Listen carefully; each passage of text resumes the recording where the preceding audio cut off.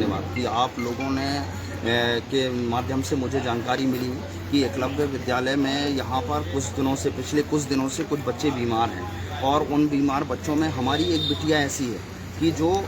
ICU में admit है और सीरियस कंडीशन में है। और जब ये सब जानकारी मिली, हमारे स्थानीय जनप्रतिनिधि जो यहाँ के हैं, हमारे स्थानीय जो राजनीतिक दलों में सामाजिक क्षेत्र में काम करने वाले लोग हैं, इनके द्वारा जब हमें जानकारी मिली तो निश्चित रूप से हम यहाँ पर आए। माननीय विधायक जी भी आज यहाँ पर आए और जब यहाँ पर हमने संज्ञान लिया तो निश्चित रूप से आज यहाँ पर प्रिंसिपल मैडम नहीं थी। मुझे लगता है कि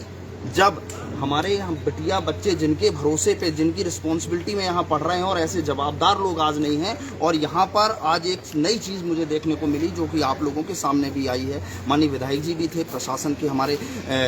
अधिकारी कर्मचारी भी थे, उनके सामने बात आई है कि निश्चित रूप से अनाधिकृत व्यक्ति इस हॉस्टल का, इस स्कूल का संचालन कर रहे हैं। अनाधिकृत व्यक्ति अगर इस हॉस्टल के अंदर, बाउंड्री के अंदर आ रहे हैं तो मैं आप लोगों के माध्यम से भी मैं ये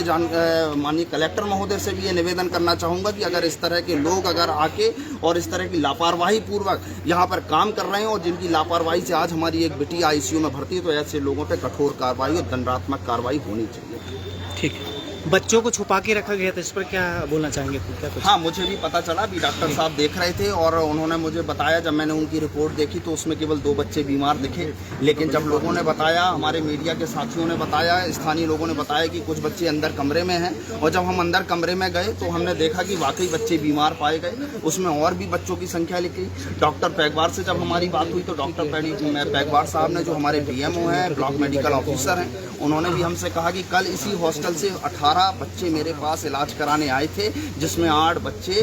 वायरल फीवर से ग्रसित थे, और उसी वायरल फीवर के बिगड़ने के कारण एक बिटिया आज हमारी आईसीयू में भर्ती है। और इनके द्वारा मुझे लगा कि मोटे तौर पे आज हमने जो आपके सामने हमने जानकारी ली कि ये सारे सच जो तथ्य थे वो छुपाए गए हैं, और उन छुपाने फूड पॉइजनिंग का भी मामला आ रहा है कि बच्चे कुछ ये तो मुझे लगता है कि हमारे एक्सपर्ट बताएंगे कि ये किस विषय का मामला है। लेकिन अगर इस तरह का कोई विषय आ रहा है तो सबसे बड़ी शंका का विषय ये है कि हमारे उच्च अधिकारियों को भी इन्होंने गलत भ्रामक जानकारी दी कि एक ही बच्ची बीमार है, जबकि यहाँ पे 17-18 बच्चे बीमार हैं। तो अगर इस तरह का तथ्य छुपाया जा रहा है तो इसके पीछे क्या है, ये जांच कर। अध्यक्ष जी, एक बात और कि यहाँ पर लगभग आपके स्थानीय जनप्रतिनिधि भी यहाँ पर थे, लगातार वह कलेक्टर से लेकर, सांसद से लेकर निवास SDM को आदेशित किया कलेक्टर ने, और बता रहे कि आ रहा है 5 किलोमीटर का सफर, 3 घंटे में भी यहाँ पर निवास SDM नहीं पहुँच पाए हैं। इसमें आप क्या कहेंगे?